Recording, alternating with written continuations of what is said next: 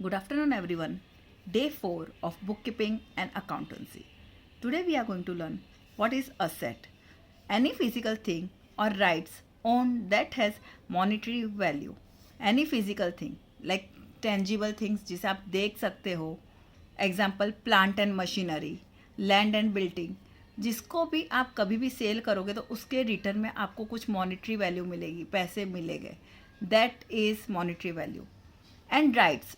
The rights means you have the right to use that thing. आपके अलावा कोई और वो चीज़ यूज़ नहीं कर सकता.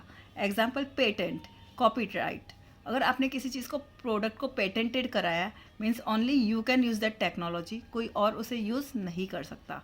Example fully washing machine, fully automatic washing machine अगर आपने इन्वेंट किया है और आपने उसको पेटेंटेड किया है तो only your company can make fully automatic washing machine. कोई और कंपनी वो फ़िलहाल बना नहीं सकती है. अगर उनको वो चीज़ बनानी है तो उनको आपसे ख़रीदनी पड़ेगी वो राइट्स, वो technology. That is patent. Now in last lecture we have learn कि बिजनेस के लिए पैसे लगते हैं. तो पैसे कहाँ से आएंगे? एक तो कैपिटल मतलब द ओनर जो खुद के पैसे इन्वेस्ट कर रहा है, प्लस कुछ और पैसे जो वो बाहर से अरेंज करेगा. That is liabilities. खुद के पैसे प्लस बाहर से अरेंज करके पैसे लाएंगे वाया लोन और एनीथिंग. वो दोनों पैसे लाने के बाद बिजनेस वो पैसे अपने पास रखेगा नहीं. ऑफकोर्स उसका कुछ इन्वेस्टमेंट करेगा, कुछ ना कुछ चीज़ें खरीदेगा, बिजनेस स्टार्ट करेगा. तो अगर बिजनेस स्टार्ट करने के लिए उसने मशीनरीज खरीदी है या कोई प्रोडक्ट को पेटेंट किया है ताकि उनका फ़ायदा सिर्फ उन्हीं को मिले वो प्रोडक्ट बनाने के लिए, या लैंड एंड बिल्डिंग खरीदी है, या मेरे बैंक में कुछ पैसे रख दिए कि मुझे इमरजेंसी में यूज़ कर सकूँ, या मैंने जो प्रोडक्ट्स बनाए जो स्टॉक है जिनको मैं सेल करके मुझे पैसे मिलेंगे. This all are asset. जिनको भी मैं सेल कर दूँगी मुझे पैसा मिलेगा. प्लांट एंड मशीनरी को भी फ्यूचर में बेचने पे पैसा आएगा. पेटेंट एंड कॉपीराइट को बेचने से भी पैसा आएगा. लैंड एंड बिल्डिंग को बेचने से भी पैसा आएगा. कैश तो ऑलरेडी पैसा है, बैंक में रखा हुआ पैसा भी ऑलरेडी पैसा है, और स्टॉक को बेचने से भी पैसा आएगा. तो this all are asset. These all are asset and these two are liabilities. Capital is also liability, capital liability, and liabilities means other liabilities. Now just have a look to a balance sheet. आपका balance sheet कैसे दिखेगा? Balance sheet is nothing. एक side asset लिखेंगे और एक side liabilities लिखेंगे. मतलब कहाँ से पैसा अरेंज किया और उस पैसे का इक्वली हमने क्या यूज़ किया.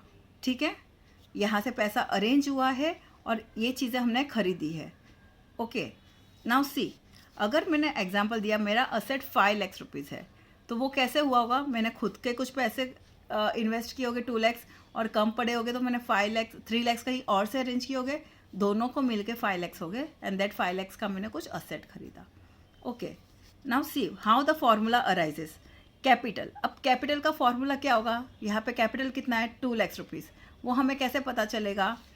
Right side 5 lakhs minus 3 lakhs करेंगे तो 2 लैक्स पता चलेगा. अगर मैंने यहाँ पे आपको 2 लैक्स अमाउंट बताया ही नहीं तो मुझे कैपिटल कितना इन्वेस्ट हुआ है वो कैसे पता चलेगा? This 5 lakhs minus this 3 lakhs you will give me 2 lakhs rupees. So formula for capital is assets minus liability will give me capital amount. Similarly अगर मैंने लाइबिलिटीज़ कितना है मुझे पता नहीं है तो I will do asset right hand side के 5 लैक्स माइनस 2 lakhs करूँगी तो I will come to know that liabilities is 3 lakhs rupees. The formula will be asset minus capital which will give me how much liabilities I am having. Similarly how much asset I am having. अब मेरे पास asset कितना है वो मुझे नहीं पता है तो how will I get this 5 lakhs rupees? Capital plus liabilities, मतलब कैपिटल का 2 लाख रुपया और लाइबिलिटीज़ का 3 lakhs रुपीज़, दोनों को मिलके मेरा असेट बनता है. Okay, this is the formula for asset. I hope you understood. Thank you.